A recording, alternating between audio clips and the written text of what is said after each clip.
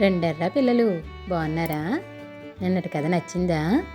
మరి నేను చెప్పే కొత్త కొత్త కథలు వినడానికి నా ఛానల్ని సబ్స్క్రైబ్ చేసి లైక్ చేయండి.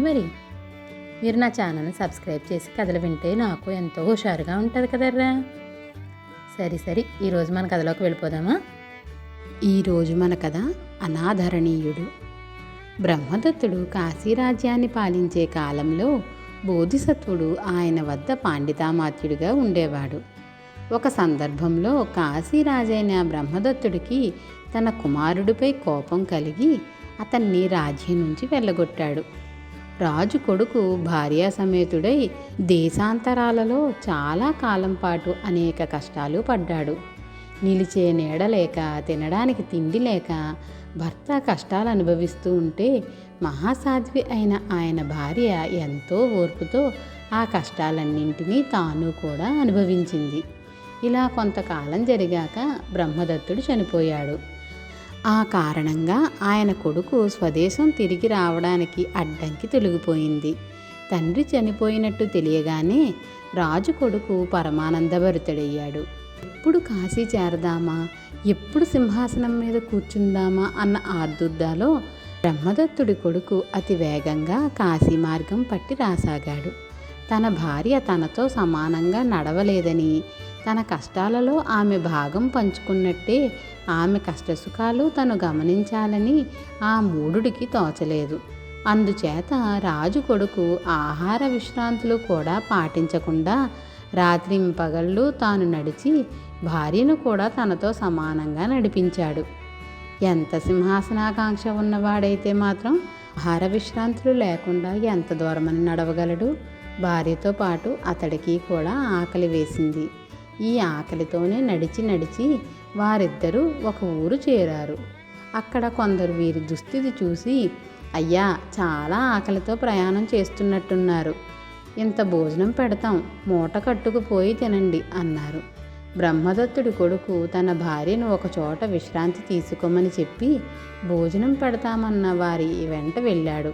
అతడికి వాళ్ళు ఇద్దరికి సరిపడే ఆహారం ఆకులో కట్టి ఇచ్చారు. దాన్ని తీసుకొని రాజు కొడుకు భార్య ఉన్న చోటుకు తిరిగి వస్తూ ఇలా ఆలోచించాడు. ఈ భోజనం తను భార్య కలిసి తింటే మళ్ళీ రెండో పూటకే ఆకలి వేస్తుంది. తిరిగి భోజనం ఎప్పటికి దొరుకుతుందో? తాము నడవవలసిన దూరం ఇంకా చాలా ఉంది. తాను కాశీకి చేరడం ప్రధానం కానీ తన భార్య చేరడం ప్రధానం కాదు.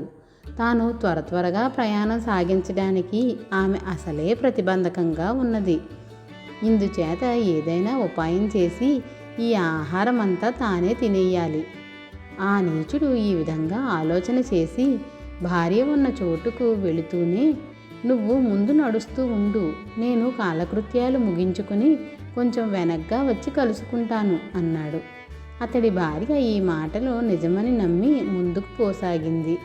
ఆమె వెళ్ళగానే రాజు కొడుకు ఆహారం అంతా తానే తిని ఆకులన్నీ వదులుగా పొట్లం చుట్టి గబగబా నడుస్తూ భార్యను చేరుకున్నాడు.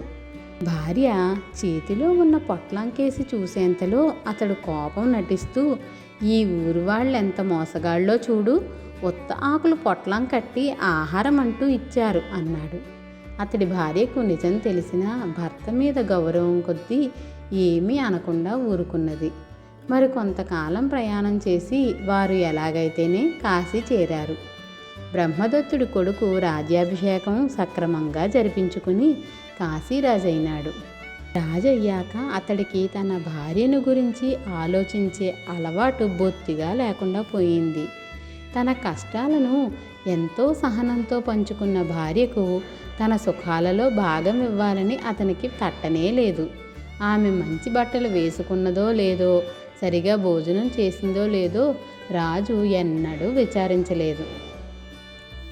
అందుచేత రాణి కష్టకాలం తీరిపోయినా పూర్వంలాగే విచార సముద్రంలో మునిగి ఉండసాగింది. రాజు వద్ద పండితామాత్యుడిగా ఉంటున్న బోధిసత్వుడు రాణి విచారాన్ని గమనించి ఒకసారి ఆమెను చూడబోయాడు. రాణి ఆమెను ఆదరించి ఉచిత మర్యాదలు చేసింది. అమ్మా, తమ కష్టాలు తీరి మంచి రోజులు వచ్చినందుకు రాజుగారు ఎన్నో బహుమతులు ఇచ్చారు. కానీ నీ చేతి మీదుగా నాకు ఈనాటి వరకు ఏ విధమైన బహుమతి ముట్టలేదు అన్నాడు బోధిసత్వుడు. బాబు, నేను పేరుకు రాణిని గాని వాస్తవానికి అంతఃపుర దాసీలకు నాకు తేడా ఏమీ లేదు. రాజుగారి కష్టాలలోనే తప్ప సుఖాలలో భాగం లేని రాణిని.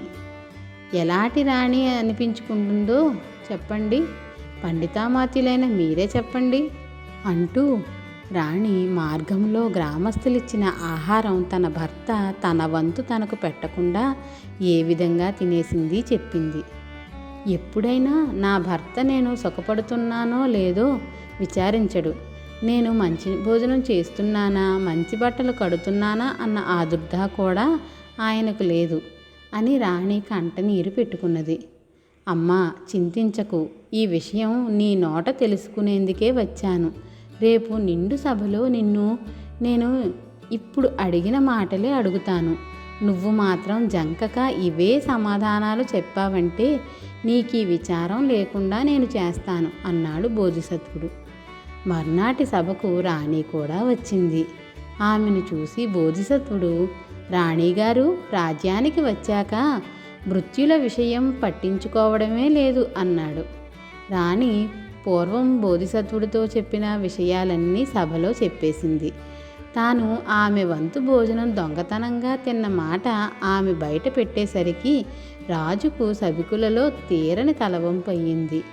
రాణి మాట్లాడడం పూర్తి కాగానే బోధిసత్వుడు రాజుగారికి, నీ పట్ల ఆదరం లేనప్పుడు నువ్వు ఆయనను అంటిపెట్టుకొని ఉండటం అనవసరం. విడిచిన వాడిని విడిచిపుచ్చు. అలాంటి వాడి స్నేహం ఆశించకు. అపేక్ష లేనివాడి పట్ల ఆదరభావం చూపకు. పక్షి ఫలాలు లేని చెట్టును విడిచి ఇతర చెట్లు చూచుకుంటుంది. లోకం విశాలమైనది అని చెప్పాడు. అందుచేత నువ్వు ఈ రాజభవనం విడిచి విశాల ప్రపంచంలోకి పోయి ఆదరం లభించే చోట సుఖజీవనం గడపడం మంచిది అన్నాడు. వెంటనే రాజు సింహాసనం నుంచి దిగి వచ్చి బోధిసత్వుడి కాళ్ళపై పడి, పండితామాత్య, నా తప్పు క్షమించండి. ఇక ముందు నా భార్య పట్ల ధర్మంగా ప్రవర్తిస్తాను అన్నాడు. నేను చేసిన తప్పు నాకు తెలిసి వచ్చింది. నా కష్టకాలంలో నాకు అన్ని విధాలుగా సహాయపడ్డ నా అర్ధాంగిని నేను పట్టించుకోలేదు అని క్షమాపణ చెప్పి ఆనాటి నుంచి రాజు రాణిని ఆదరంతో చూడసాగాడు. పిల్లలు, కథ నచ్చిందా? అయితే లైక్ చేసి షేర్ చేయండి, మరి అలాగే సబ్స్క్రైబ్ కూడా చేయండిరా. పిల్లలు, నా కథలు ఎలా ఉన్నాయో మీరు కామెంట్ల రూపంలో కూడా పెట్టండి. అలాగే మీరు ఎలాంటి కథలు వినాలనుకుంటున్నారో కూడా నాకు కామెంట్లలో పెట్టండి, సరేనా?